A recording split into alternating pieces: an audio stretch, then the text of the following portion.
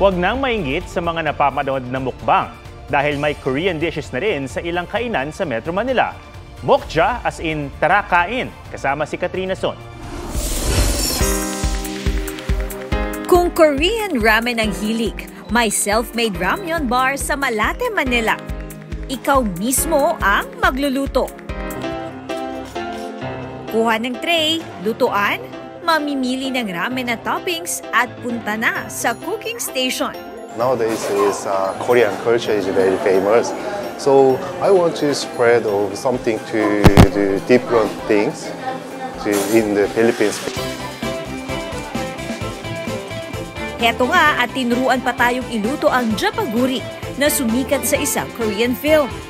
Ngayon, tuturuan tayo, syempre, ni Sir Leo kung paano nga ba lutuin ito. Kailangan lamang daw dyan ng chapaghetti at ng noguri. Paghahaluin lang lahat, cheese at beef. Lalagyan ng hot water at mix. At syempre, hindi mawawala ang taste test. Titikman na natin ngayon itong chapaguri.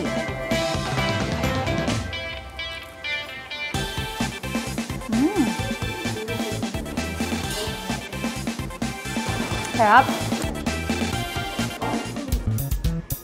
Kung fried chicken lover naman, patok ang Korean chicken takeout counter na ito sa Maginhawa Street, Quezon City.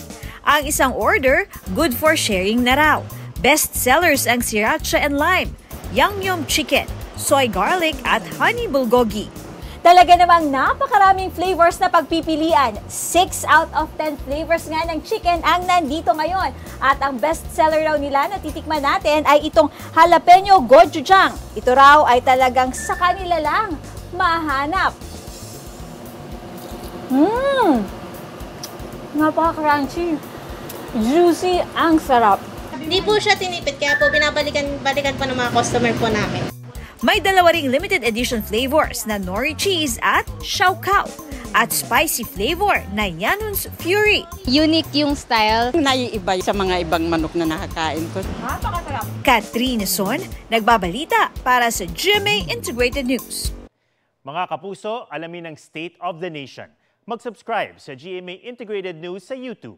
Sa ating mga kapuso abroad, samahan nyo kami sa GMA Pinoy TV at sa www.gmanews.tv.